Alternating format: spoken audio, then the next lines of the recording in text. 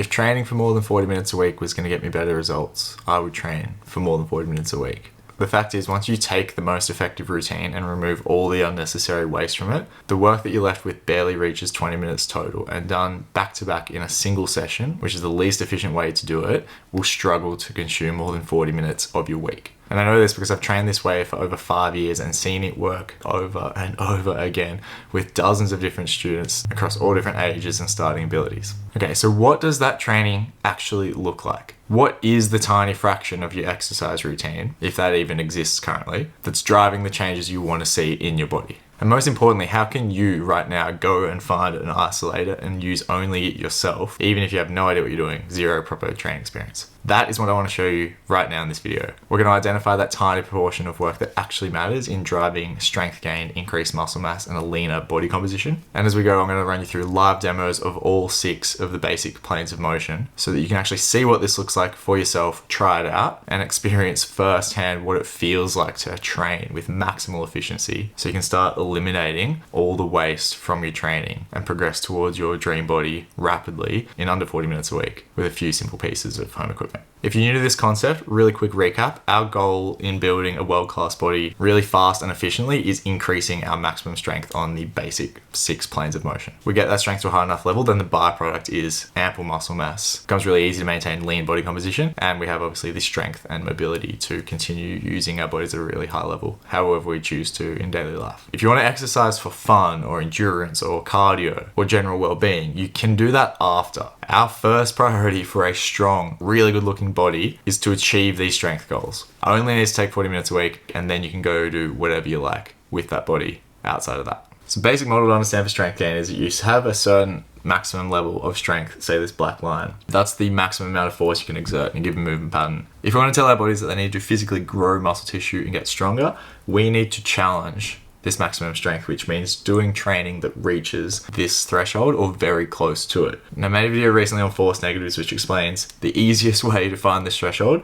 which is going beyond it. It's forcing your way down despite your best efforts to stay up, because then we know that we've actually exceeded this threshold, which is extremely potent stimulus for that growth. If you haven't watched that video already, check it out. It's a nice explainer of this concept. But what about on the way up? What about the rest of the time when you're training? What does it look like to actually reach this threshold and do work that's maximally effective? I'm going to show you in a second how to do this and what it looks like specifically, but understand the concept first. If we're doing work that's above our strength threshold that forces us down, and anywhere below is easy and allows us to lift, what happens as we approach this threshold is as we get closer and closer, it becomes harder and harder to lift. Our lifting pace slows down, and as we actually reach this threshold, what do you think happens when we match it? We get stuck. At the point where the strength required of us for a movement matches our maximum possible level of strength, that's the moment when we get stuck. That's the moment when we find the sticking point in a movement, that point of failure where we actually can't go any further, no matter how hard we try. And the inefficient thing about most strength training is that less than 2% of most people's training ever reaches this point. Think about how often when you're training in the gym or doing bodyweight training, that you actually get stuck and can't move. Usually it's the end of your set, maybe the end of a later set when you actually push to failure. You might spend a couple of seconds pushing hard. Those few seconds, even if it's every single set across a whole workout, ends up being a very small percentage of the total time you're putting in. And so if we're smart about how we approach things and how we set up our training, we can get that 2% of time spent at sticking point up to much closer to 100%. And that is the secret to not only achieving elite results, but to doing it in very little time. You can visualize this right now with a Nordic curl. Really simple movement. We're just flexing at the knee through 90 degrees of range of motion with our body weight adding load. Now, if you try this, you'll notice very quickly that it's very difficult and you should fail right from the start. If you don't give yourself any help and just try and do a Nordic, that's your sticking point. There you go, you found it. You found 100% difficulty. So what we can do here is then add some assistance from our hands. We can help ourselves up just an inch, and then we can try again. We can try and lift the next bit without any extra help, just pulling with our hamstrings, trying to flex our knee and get ourselves up. And we can fail for another second. Then we can assist ourselves another inch and then try again.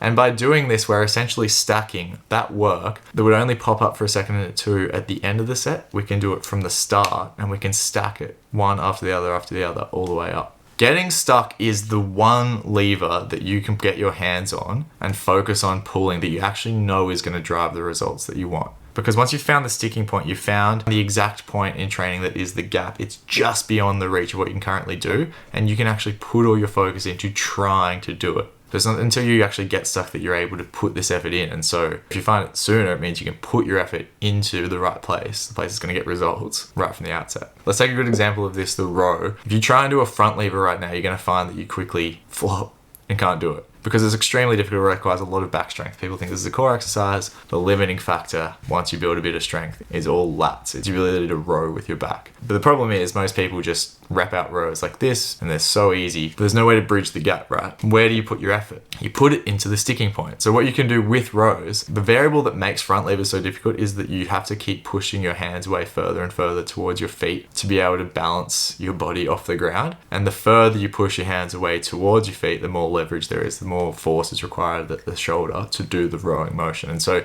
if you just get into a row, and before you start rowing, you just push your hands, you push the rings towards your feet, you'll get to a certain point where now you try and row your elbows down towards the ground. It's physically impossible. And that's perfect because now we found the sticking point and we can work against it for a second, then we can back off just enough so that we can get it up an inch, and then we go again, we push away, we find the sticking point, we work against it, and we just keep doing that all the way up to the top of the row. And now you've got your hands on the lever. You can work to pull as hard as possible against maximal resistance that doesn't let you get anywhere every time you show up and train. There you go, 2-3 minutes of that once a week, and you do that for long enough. You will keep progressing how far you can push those rings away until your feet are coming off the ground, and then your feet are extending out, and suddenly now you're doing front levers. It might take a couple of years, but if you can progress a little bit further each week by yanking hard against this sticking point, you will get there eventually. I remember before discovering this technique, being really frustrated that I was never really able to push my PRs. I felt like I spent a lot of my time building up to the hard work, and then as soon as I really got a chance to push my true strength limit, then I had to stop. The set was over. I got to do pull-ups and they were all sub-maximal, and as soon as I got to the point where I couldn't do a pull-up, then I had to end my set. Then eventually we flipped the script and started training the set starting at failure. So we would reach that point immediately, and then instead of stopping, we'd scale down to keep going. Spending one whole set just doing that, that is when this stuff got really crazy and results started flooding in really consistently. So what we did for chin-ups was, rather than repping out chins, we just start by trying to do a one-arm chin-up. And just like with that Nordic example, it's impossible. It's end goal. You start there, you can't get anywhere, which is perfect because scaling down is so easy. You just use your feet. You help yourself get up a little bit, and then you try again. You try and get the next inch without any help. And then you go again and again and again. You can work all the way up to the top of the chin-up. Doing this, again, 2-3 minutes, a couple reps each side, and I am cooked. And that is how I built a full one-arm chin-up from a very beginner intermediate level. Again, it might take years to get to the end goal, but if you can see yourself progressing week by week, using a little less help, suddenly able to do full range chin-ups, suddenly able to do muscle ups, you see all the byproducts of your pulling strength increasing from 2 or 3 minutes a week work, you don't want to stop. Again, people think it's ridiculous we can get these results in 40 minutes a week. Well, you look at that set. This training's like doing 10 sets in a single rep, because every inch we're getting stuck for a second or two, fully at failure. As soon as my students try this themselves, none of them question the validity of this concept, because you feel it. You realize that most of what you've been doing before has just not been effective training. May as well be sitting on the couch. Okay, so I'll show you how to do this and what this looks like in action in the other movements. But first we need to make sure you avoid the key mistake that stops most people ever being able to benefit from this method before they even start trying. I had a client recently come in who was a bit older and less confident in his own ability to do these sorts of movements. He looked at the end goals and thought, that looks really difficult. I don't know if I'm up for this. And in his first week, he thought he was literally too weak to do this training. But it was precisely because he was training well. What happened is he got to the sticking point on his handstand push-up and found it really early and leant into it, tried really hard to push through it. And he then gave up and stopped the movement and thought, oh, I'm too weak. And I had to tell him, no, look, you've done so well starting this set extremely effectively. All we need to do then is back off enough to allow you to keep doing the rep and keep getting stuck progressively, but not forever. Once you've stuck for a second or two, we then just want to make it easy enough that you can get up the next inch, and then you can make that harder enough to get stuck again. But you need to realize that as soon as you have started training and you're stuck, you're going to need, by definition, to back off the difficulty difficulty after a second to allow yourself to keep training. So on the handstand push-up, what that looks like is at the bottom here, the variable for this one's just how much load we put on our hands. And when that's too hard, we can take a load off onto our feet. And so my student was getting to this point, which is the hardest point, getting stuck. What we can then do here is just bring in a foot below our hands. And even me able to do freestanding handstand push-ups, I do a few reps of this, I'm gassed, my shoulders are tired, I'm doing this sort of progression. So it's really important that you know how to make things easier. Take the weight off your hands, push through, and then you can scale up. If it gets easy, then you can put your feet back where they were, load weight back on the hands, you can step your feet back up. If it gets even easier, you can flick your feet back up into the air. With this movement, we just keep our hips up, and by just adjusting where we put our feet, we change how much weight's on our hands to keep getting stuck the whole way through. Okay, so you know getting stuck is good. You're aiming for it right from the start of your set, and you're backing off to make sure that you actually do get through these sets and don't get stuck for too long in any single position. There's another huge pitfall I want to warn you against that makes applying this difficult, dangerous, far less effective, and generally just a horrible experience. I had another client who was a bit dissatisfied with his level of intensity, putting in a lot of work and time still, and not really ever feeling it, not really feeling satisfied, like he was able to pull that lever and lean into the sticking points. And we figured out he'd be doing like 15 rep sets, way too much work. And then I looked at the reps that he'd been submitting, and it made a lot of sense that they were much less intense. There was a lot less sticking points in these reps. If you were training like this, doing the equivalent of 10 sets in a single rep, you cannot be aiming to do the same amount of training as you would normally do. As I said at the start of this video, if training for more than 40 minutes a week would get better results, that's what I'd be doing. That's what I'd be teaching everyone to do.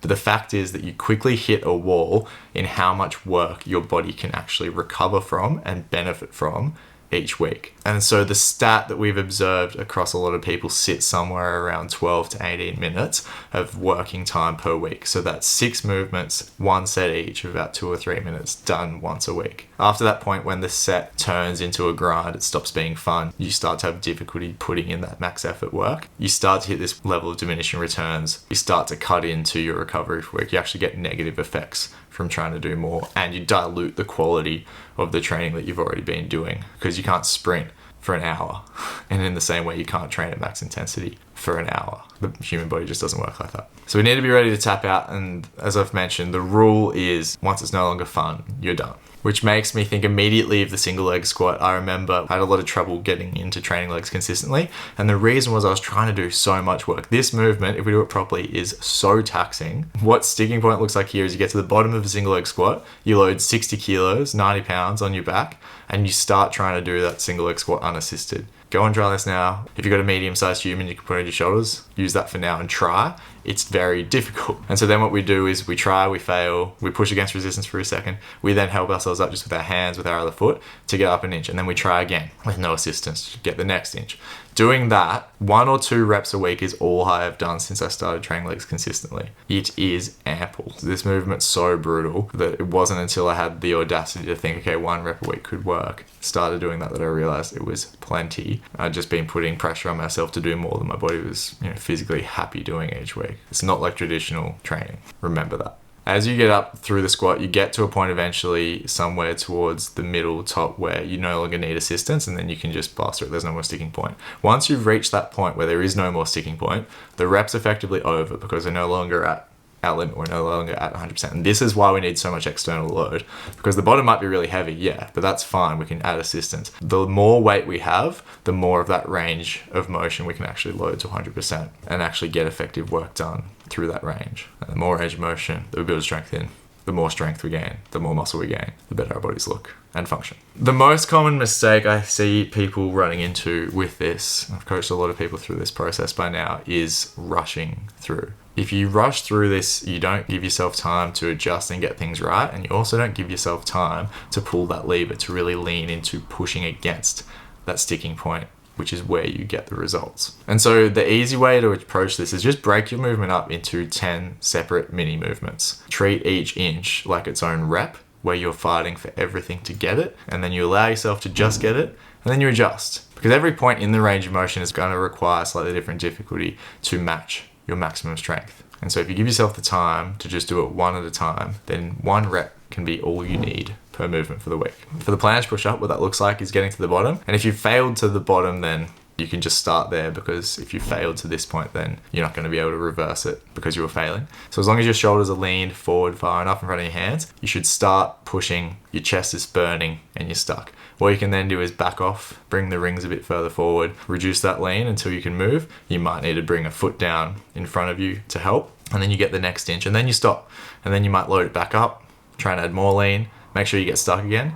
You can repeat the process. Use your foot, back off the lean, and you just keep doing this iteratively, inch by inch, all the way to the top of the rep. You do 1, 2, 3 reps of this. As soon as you're not enjoying it, you call it a day. And that's it. That's the final exercise of your 6 done for the week. Shouldn't take you more than 2 or 3 minutes each movement. All you need to do to build fully functional, fully athletic, lean, fantastic looking and functioning body is apply this principle to these 6 movement patterns that we've gone through today. You train them each once a week. If you've got the ability to split them up, I'd split it like this into pairs with a good rest in between movements. You could do 1 each day if you wanted to get a lot of rest. But this is how I do it. That's 3 workouts a week. Each workout's about 10 minutes. You do 2 or 3 minutes per movement. You got 5-minute rest in between. You do this every week. Over time, as your strength increases, so too will the level required to reach that sticking point on each of your movements. And so you're going to have to keep evolving your training as your body grows to keep up with it. And so progressive overload is built into this, because you're always cranking up the difficulty of your training to match your strength, to match the muscle you've built. All you got to do is keep doing that, making sure you're getting enough protein in, sleeping, recovering, not trying to do any other strength training, and you'll progress about as fast as your body is capable of progressing each week. If you like this, you want to get it all dialed ASAP, you can learn what it looks like to do all this as part of a fully comprehensive training and nutrition program. Link in the description for that full free training. And from there, if you're interested in working together, you can find out more about that too. Otherwise, take this, use it. I wish there was a way of speeding up results, but the truth is, once you're doing everything right, it literally is just a matter of time and your body's own ability to develop. So the sooner you start doing something, the sooner you're going to be able to have your body in a position that you're stoked with. So get after it. Thanks so much for watching. Here's another video you can check out, and I'll chat soon.